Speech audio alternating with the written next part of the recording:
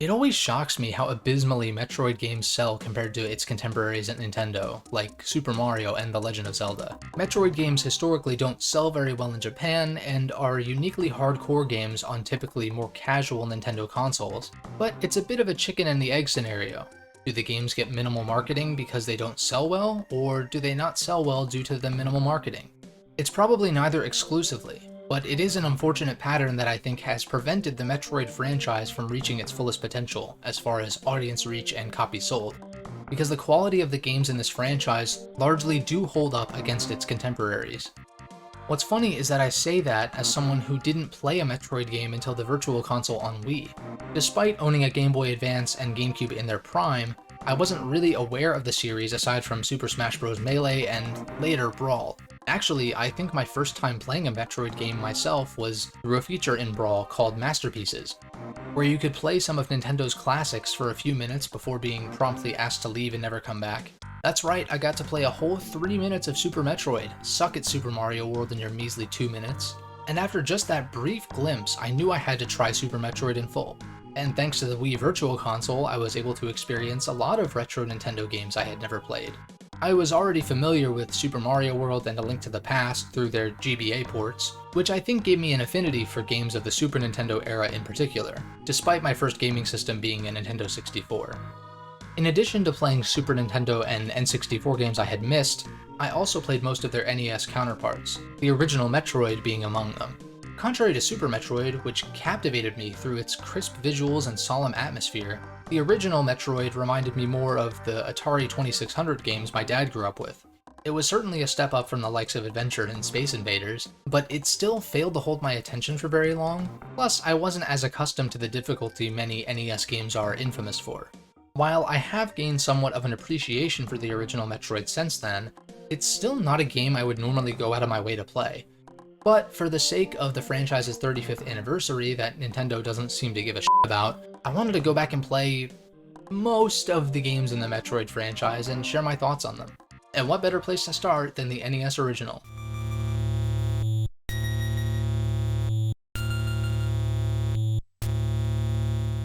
Metroid are an invasive species discovered by the Galactic Federation on the planet SR-388, previously home to another species suspected to have been wiped out by the titular creatures.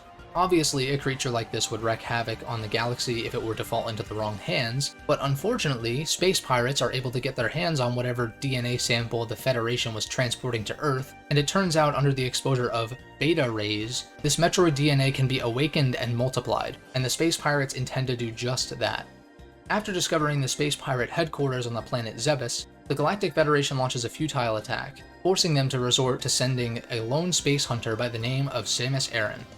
Samus heads for the maze-like fortress planet of Zebes, where he must stop the space pirates' plans by destroying their leader, Mother Brain. Nowadays, it may be common gaming knowledge that Samus is in fact a woman. However, in the manual for the original Metroid, she is referred to as a man several times, leaving the fact that she is a woman as a twist for players who were able to beat the game within a certain amount of time. Obviously, the story as I presented it was only present in the manual, as games on the NES weren't really capable of presenting complex cinematics, so let's dive into the gameplay.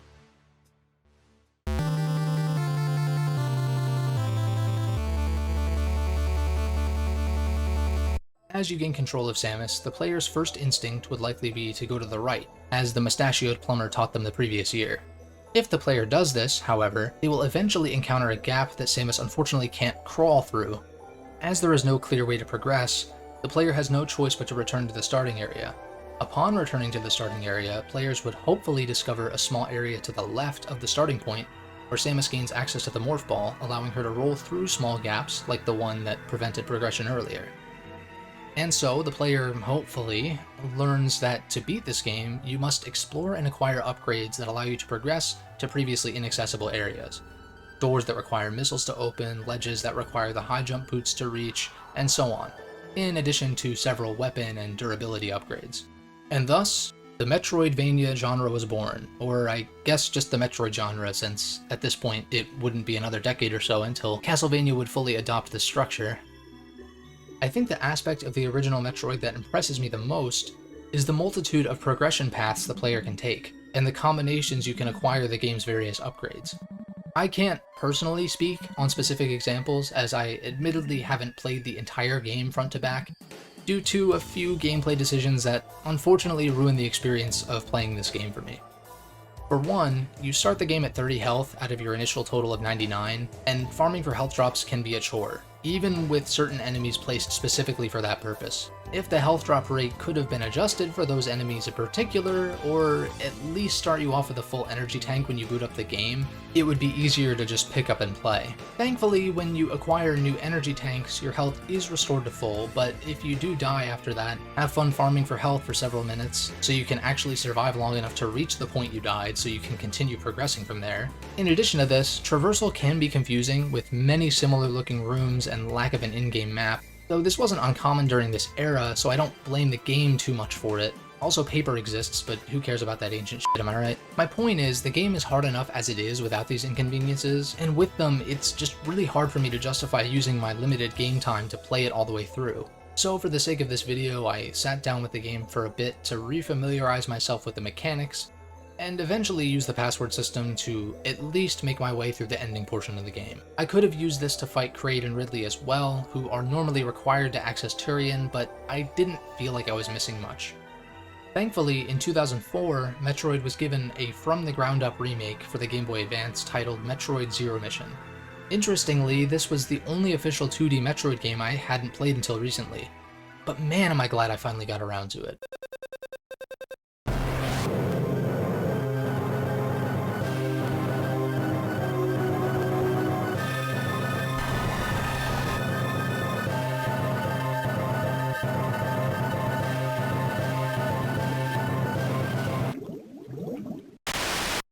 Metroid Zero Mission took the 1986 original and not only gave it a fresh coat of paint, but added and expanded on it while staying true to the source material. The map is largely structured the same, with more distinct aesthetics for each area in addition to new mechanics such as the power grip, which allows for Samus to grab ledges that would normally be just out of jump range, and new puzzles and bosses built around old and new mechanics to keep the game fresh. Perhaps the biggest change as far as the structure of the game is how you're directed to your next destination upon resting in the hands of various Chozo statues you'll find scattered around Zebes. This can make Zero Mission seem highly linear at first glance if you rely on these statues for direction. Upon replaying the game and watching speedruns, I can report that this is thankfully not entirely true. The first few statues are required to progress, but there is a point where they, along with several upgrades, become completely optional. For example, normally, in both the original Metroid and Zero Mission, you are expected to defeat Kraid first, who's located beneath Brinstar, followed by Ridley, located beneath Norfair, which then opens up the path to Mother Brain via Turian. However, with some clever routing, you can actually fight Ridley before Kraid, providing the player with a more efficient clear time by avoiding some backtracking. Speaking of backtracking, in Metroid games, I tend to backtrack to look for hidden upgrades that were previously inaccessible. Much to my dismay, I don't think Zero Mission handles this as well as some of the other entries. That's not to say there aren't upgrades you can double back to get before defeating Mother Brain, but there is one major feature Zero Mission added that I feel de-incentivizes going on an upgrade cleanup spree until the very end of the game. Upon escaping from the exploding Turian, Samus' ship is shot back down to the surface of Zebes, leaving her with nothing but her now iconic Zero Suit and a stun pistol. Due to Samus' newly vulnerable state, this portion of the game plays like a side-scrolling stealth game, where you need to outrun the pursuing space pirates should you get spotted. After making your way through most of this area, Samus completes a trial left by the Chozo, granting her a fully powered suit. In addition to the upgrades you previously collected, the 3 unknown upgrades you had picked up throughout the game revealed themselves to be the Gravity Suit, Plasma Beam, and Space Jump, making Samus a true force to be reckoned with.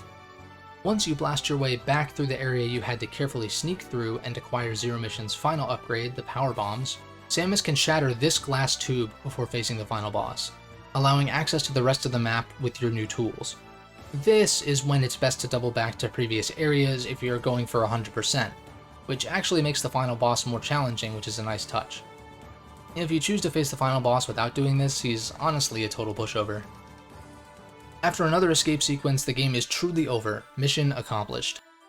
Metroid games typically have a shorter runtime and encourage efficiency, since you are often given different ending screens depending on how quickly you beat the game, your item collection percentage, or sometimes both.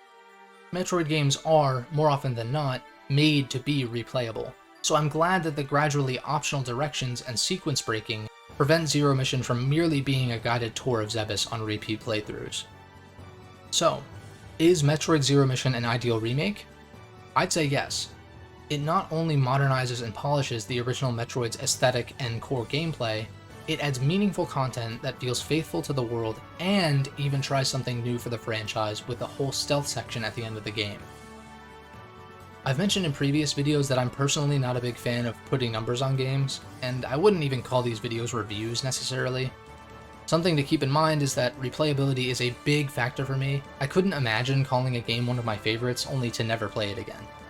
From now on, this will be the game I start with whenever I have the itch to play through this franchise. Heck, I might even try my hand at speedrunning it since the route is so short. Though until then, if you enjoyed the video, consider leaving a like and subscribing, consider following me on Twitch, and if Twitch isn't really your thing, I've been uploading some of my streams on my second YouTube channel at Cobra Codex Gameplay, so consider subscribing over there as well. Links are in the description as always. See you in the next one.